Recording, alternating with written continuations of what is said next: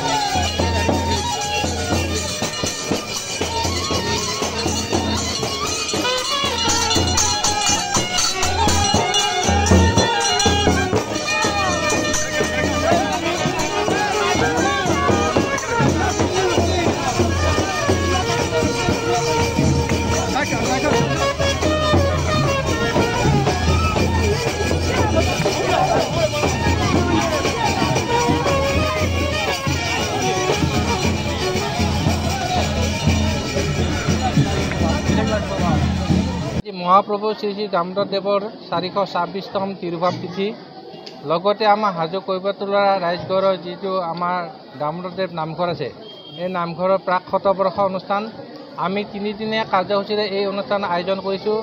আজিৰে পৰা অহা 10 তাৰিখলৈকে আজি আমাৰ গুৰুজনাৰ তিৰুভাৱ তিথি আমি আৰম্ভ হৈছে ৰাতিপুৱা 6 বজাৰ পৰা আৰম্ভ হৈছে আৰু সন্ধিয়ালৈকে চলিব। আকৌ অহাকালি আমাৰ ধৰ্মালোচনী সভা আছে। এই ধৰ্মালোচনী সভাত আমাৰ অসমৰ বহু ভকতবৃন্দ আহি ইয়াত উপস্থিত হ'ব ধৰ্মালোচনী সভাত। আকৌ পৰহিলৈ আমাৰ 10 তাৰিখে আমি স্মৃতিগ্ৰন্থ উন্মোচনৰ কাৰ্যসূচী আমি আৰম্ভ কৰিছোঁ। ইয়াত আমাৰ মন্ত্ৰী জয়ন্ত মল্ল বৰুৱা ডাঙৰীয়া উপস্থিত হ'ব। তেখেতে আমাৰ স্মৃতিগ্ৰন্থ উন্মোচন কৰিব।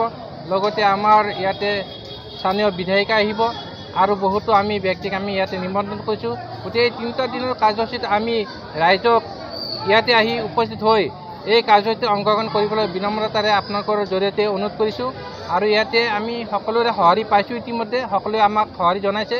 গতিকে আমাৰ কাৰ্যসূচী ইমানে বৰ্তমান চলি আছে। 26তম যি দামোদৰ দেৱৰ তিৰুভাৱ তিথি উপলক্ষে যি আমি আমাৰ মহাপ্ৰভুৰ যিটো আমি প্ৰাক-শতবৰ্ষ অনুষ্ঠান যিহেতুকে আমি 3দিনীয়া কাৰ্যসূচীৰে আমি পাতিছোঁ, উলহ মালহেৰে পাতিছোঁ আৰু সকলো ৰাইজৰ আমি সহায় সহযোগিতা পাইছোঁ। সেই হিচাপতে আমি এতিয়া এই গোটেই অনুষ্ঠানটিত আমি এই 3দিনীয়া কাৰ্যসূচীতে সকলো ৰাইজৰে উপস্থিতি কামনা কৰাৰ লগতে আপোনালোকৰ তৰফৰ পৰা গোটেইকে আমি জনোৱা হৈছে যে আমাৰ এই 3দিনীয়া কাৰ্যসূচীত যেন সকলো ৰাইজৰ আমাৰ উপস্থিতি কামনা কৰিছোঁ। এইখিনিয়ে মই ক'লোঁ আৰু এইখিনি আমাৰ সম্পাদক ডাঙৰীয়া সভাপতি মহোদয়ে ধুনীয়াকৈ আপোনালোক সন্নিৱিষ্ট কৰি কথাখিনি ক'লেই। বিশেষকৈ মোৰ আৰু ক'ব লগা বিশেষ একো নাই। তথাপি মই এটা কথা কৈছোঁ, আমাৰ যিখন স্মৃতিগ্ৰন্থ এবাৰ উন্মোচন হ'ব অলৰেডি আমি মুখ্যমন্ত্ৰী মহোদয় হিমন্ত বিশ্ব শৰ্মাদেৱৰ তেখেতৰ শুভেচ্ছা বাণী পাইছোঁ। আমাৰ মন্ত্ৰী ডাঙৰীয়া জয়ন্ত মল্ল ডাঙৰীয়াৰ শুভেচ্ছা বাণী পাইছোঁ। আমাৰ মন্ত্ৰী পীযুষ হাজৰিকা ডাঙৰীয়াৰ শুভেচ্ছা বাণী পাইছোঁ আৰু আমাৰ শ্ৰদ্ধাৰ আমাৰ MLA বাইদেউ আমাৰ হাজো সমষ্টিৰ বিধায়িকা বাইদেউ সুমন হৰিপ্ৰিয়া তেখেতৰো আমি অলৰেডি শুভেচ্ছা বাণী অলৰেডি পাইছোঁ। এইটো এটা আমাৰ কাৰণে এটা ইম্পৰ্টেণ্ট বস্তু হয়। এইবাৰ আমাৰ যিখন হৈছে এইটো আমাৰ তেখেতক মই অন্তৰৰ পৰা অনেক শুভেচ্ছা জ্ঞাপন কৰিছোঁ, ধন্যবাদ জ্ঞাপন কৰিছোঁ। মই এইখিনিয়ে ক'ব লগা।